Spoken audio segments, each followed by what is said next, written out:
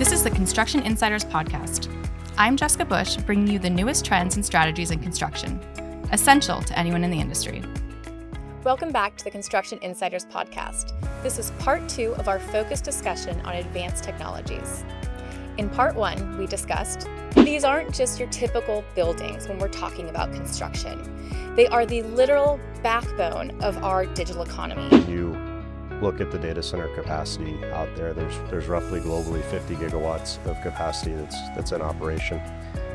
There's another 15 gigawatts that's currently in construction. 3, 4, 5, 6, 7,000 people that are coming in to build these factories and build these data centers. We're seeing some of the hyperscalers are engaging to restart nuclear power plants that have been shut down. Okay, so to jump right back in here, where we left off, we talked about third-party developers getting in the space and that control for land, power, and permits. Tom, I'm going to start with you on this. How is this shift in the landscape? How is that impacting things? And why are we seeing a surge with these third parties coming in? It's a great question. We've said it a few times. It's speed to market. Speed to market right now is driving the industry.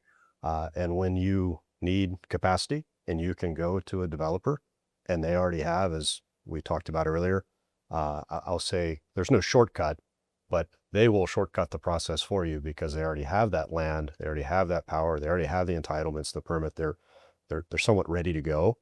And you can partner with them if, say, you're a hyperscaler and within a significantly shorter time period, have your capacity delivered. That's a win. Obviously, there's a bit of a premium to that, right? There always is. And and you have to deliver, of course. If you're a developer, an operator in that space, you've got to. If you sign up a tenant such as a hyperscaler and you've made a commitment to them, you absolutely have to deliver. And I think it's where we kind of come into play, to be perfectly honest with you. And that's where we can help provide some additional construction management, project management, cost scheduling services that can really support that environment to ensure that that delivery is on time and that commitment is met. And that's very, very important to us. What about when we're talking location, region, country? I'm assuming, this is my naive assumption, right, that the differences can be quite dramatic when we're talking about the actual location, the country, the region throughout the U.S. Can you walk us through the different costs globally, what we're seeing, our new markets opening up? How does that look right now? I'm assuming it's always changing, but in the moment, how are we looking? Yeah, I think what we're seeing is the availability of the land in different locations through the U.S. If you were to go to, say, Atlanta, you may have a tighter market around for space rather than going to Des Moines, Iowa, Cheyenne, Wyoming, the West Texas region. I was just in Louisiana, and a lot of land out there. A lot of land. It's a hot topic for this type of build. For certain, for certain. But it's, everyone's trying to position and look at where they want to build or can build. And again, it's back to speed. Can they secure the power contracts? Is the local jurisdiction, the county, whoever's governing the code to go build a facility? Oftentimes, these jurisdictions have never seen a data center. They don't know what does it require, what are the code requirements and expectations, electrical code, or fire code in a semiconductor facility.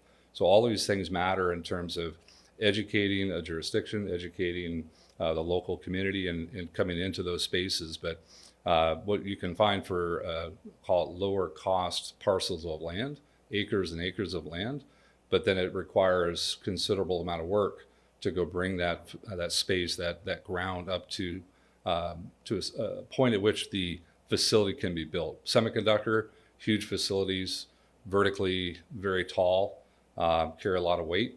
And so the ground compaction, so the ground conditions have to be assessed via geotech and things of that nature to ensure that building there makes sense, both from a physical attributes of the soil and the surrounding community, but also from, again, the other aspects of power and people to be able to get there to build it.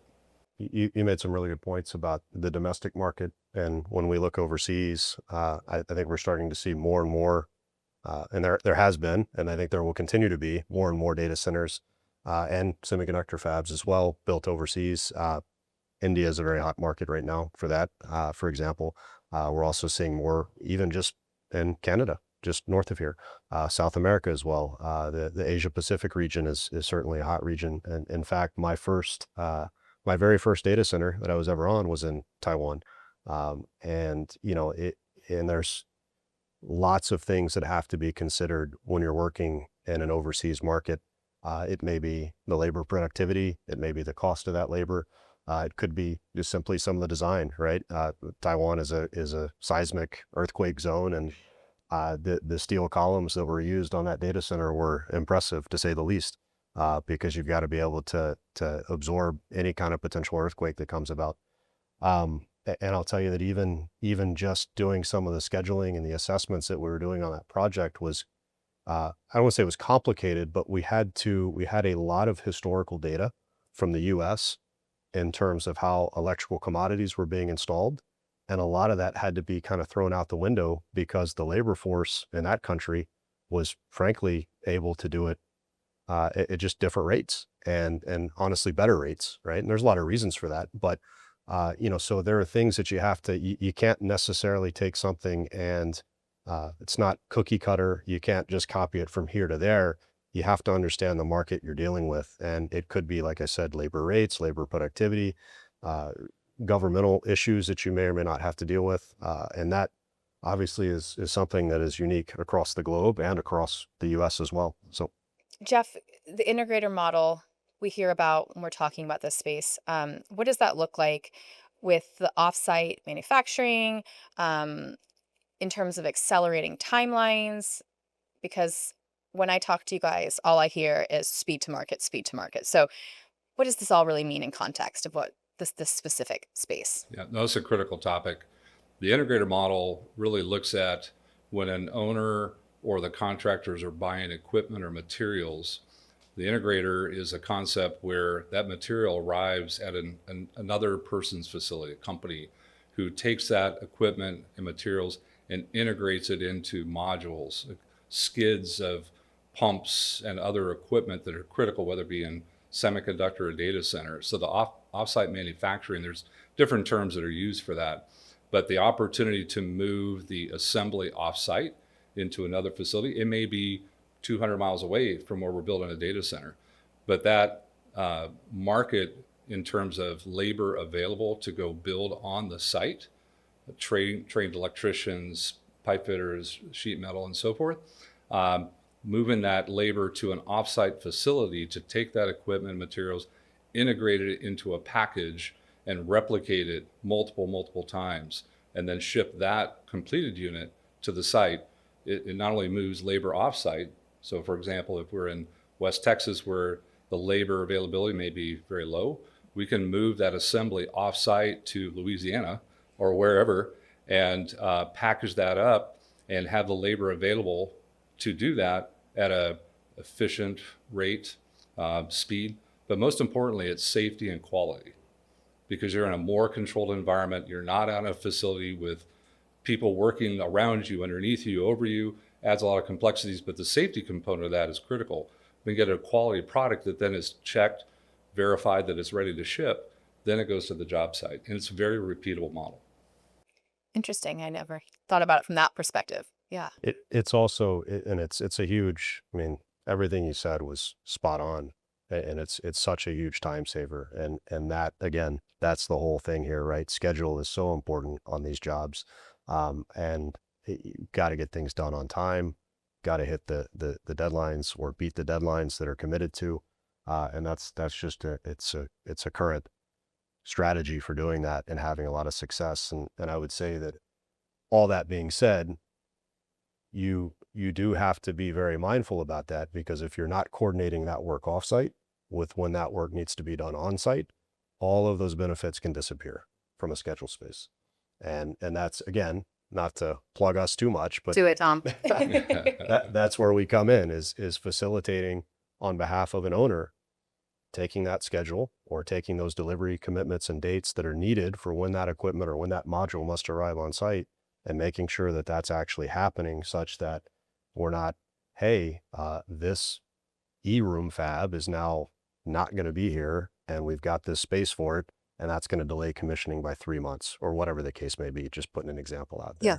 there. And so being on top of that, managing the schedule, managing the delivery of that, making sure it doesn't show up too early, making sure it doesn't show up too late, super, super critical to ensure the continuity of the project.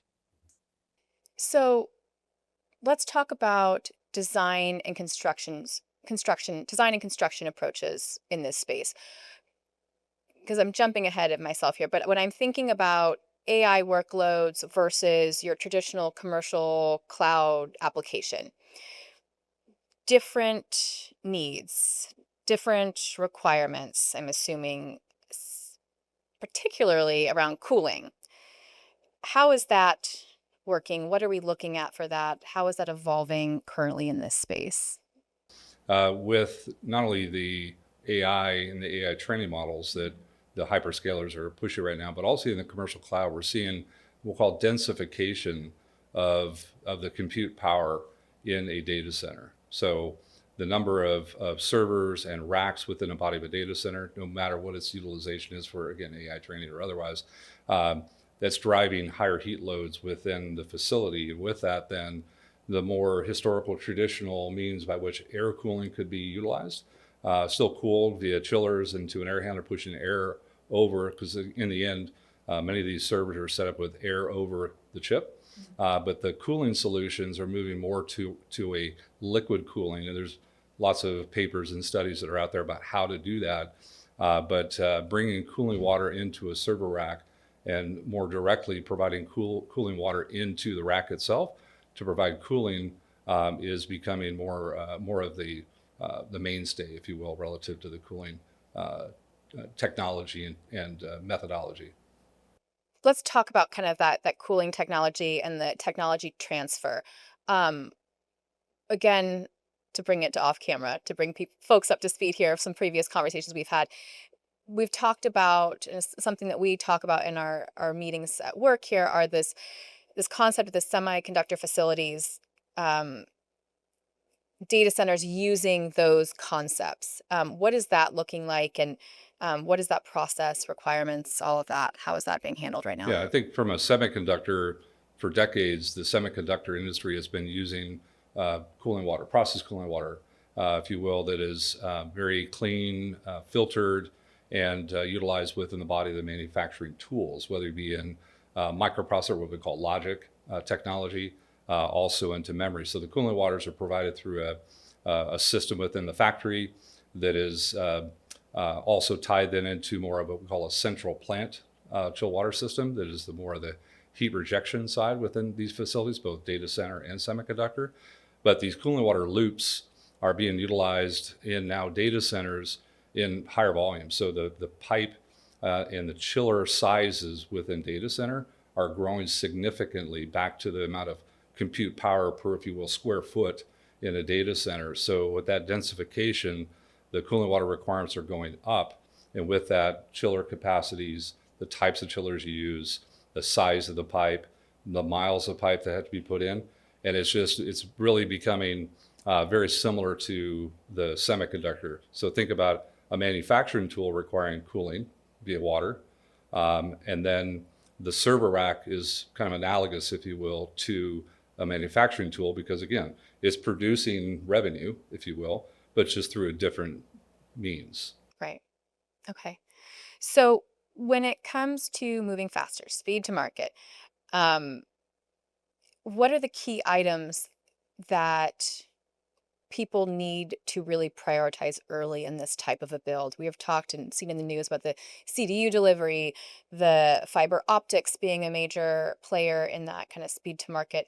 Can you break down how people are moving faster, what they should prioritize? I'll put a couple things out there, and again, we've spoken a lot about land, site selection, power, entitlements, zoning. So kind of leave that aside for a minute. Honestly, and I think the supply chain is a lot more stable than it was. Let's say I think everyone got a real education or re-education, as it may be, about how the supply chain can disrupt things during the COVID-19 pandemic several years ago. I think that's largely stabilized. But now with such a significant backlog of projects being contemplated right now, I think you've got to be heavily, heavily focused on A, what you're designing, and B, what you need from an equipment standpoint out of that design, and making sure you're in the queue to get that equipment delivered when you need it. I think that's one. And I think secondly, whatever that may be, that may be CDUs, that may be electrical switchgear, the list goes on and on.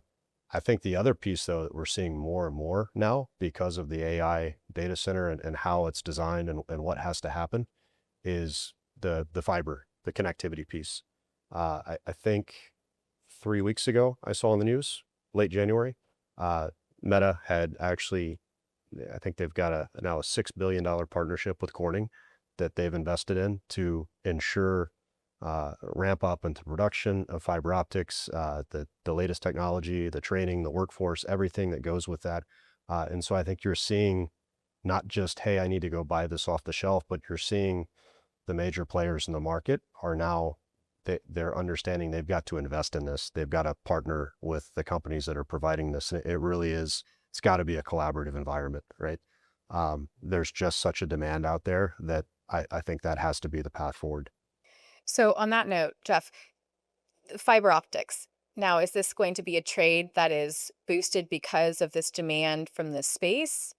That sounds like something that we're also going to need Yeah, no, a lot absolutely. of. It's a great topic. We've talked with several owners, and in my past life, on the owner side, it is a huge space. Fiber splicers.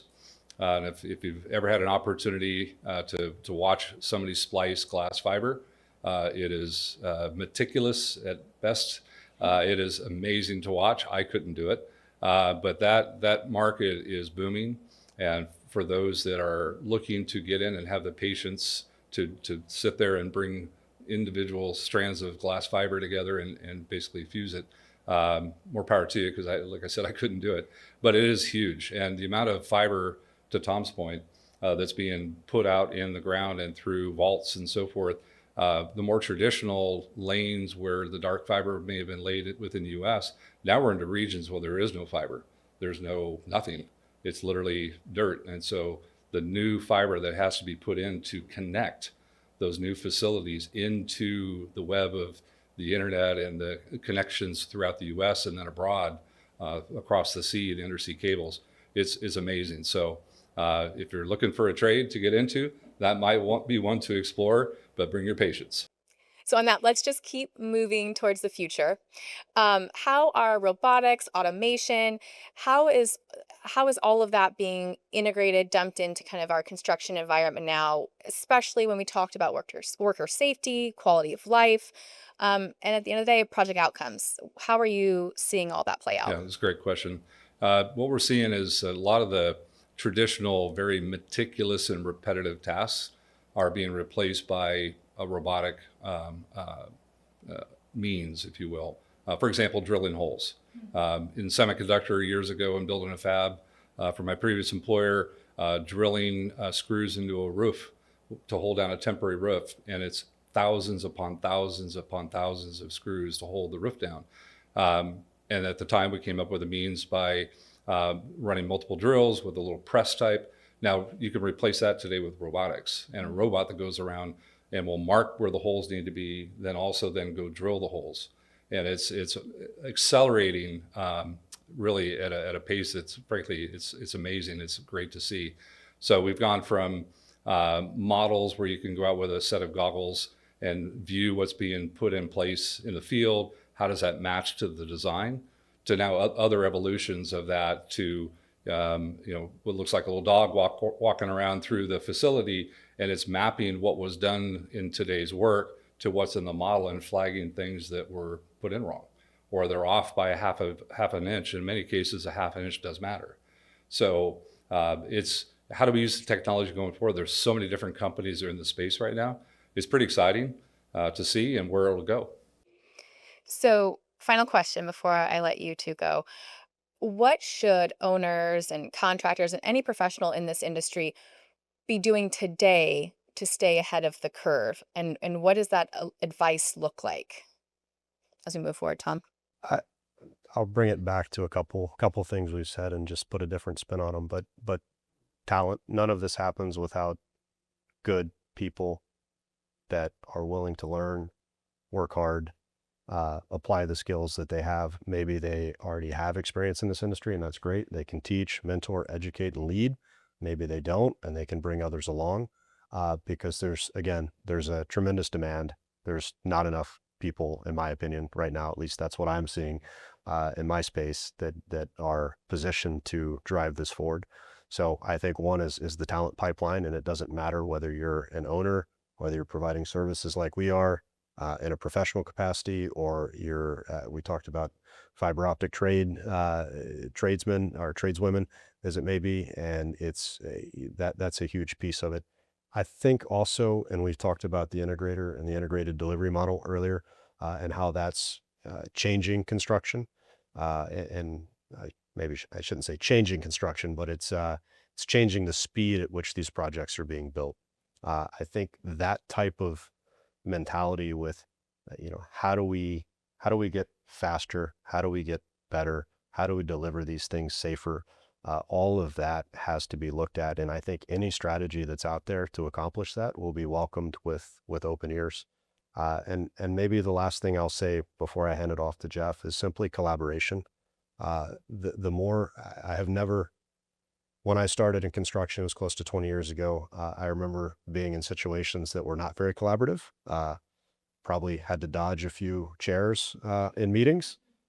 It's not like that now, at least not in the space that I work in the data center space. I think everyone is recognizing that yes, there is a contract and you have to be held accountable, but at the end of the day, there's a common goal, and we succeed or we fail together. And whether you're on the owner side, you're consulting like we are, you're on the contractor side, you're a vendor delivering equipment, it doesn't really matter. Everyone has a shared goal, and they have to have a shared goal. Otherwise, these projects will not succeed, and that's detrimental to everybody. Yeah. Yeah, I think that's good. I think I would add one more, and that is recognize from an owner, developer, doesn't matter. You're building a facility in literally someone's backyard. The sensitivity, the community engagement, the public affairs, in some cases, neighbor number one may be happy that that owner is there, bringing jobs and many other aspects to the community. Person number two may not have the same sentiment.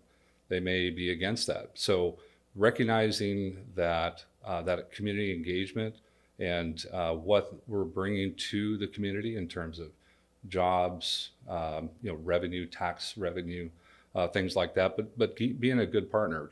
Do we need to build? Does the owner need to build parks? What is needed in the community? And be that strong partner, not just someone who's going to come in and take over the community. I think that's really critical, and that's part of that, probably part of that softer side of that. Mm-hmm. And I know a lot of companies do a lot of that community engagement, do a really good job, but it doesn't end at the end of the job, end of the project. It continues on for the life of the facility. These are being built for 20, 30-year life. And so that engagement is so critical.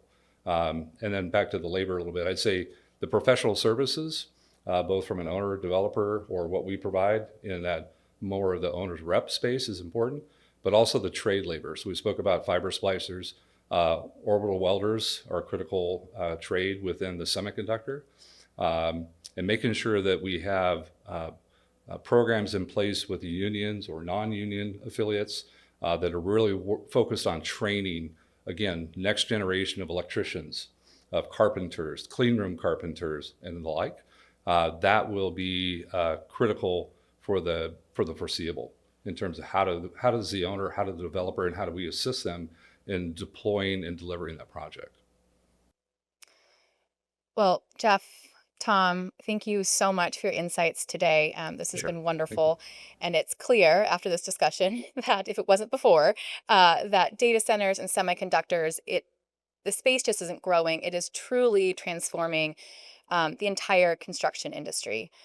It'll be really interesting to see what the future holds. and we'll probably have to bring you back again for that discussion as we start to map that out.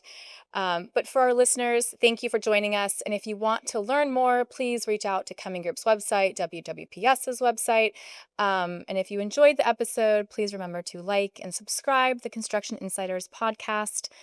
Leave us a review and share it with your colleagues. So thank you. And until next time, let's just keep building the future. Thank you. Thank you for joining us for the Construction Insiders podcast. You can continue the conversation by leaving a comment, asking a question, or participating in our poll.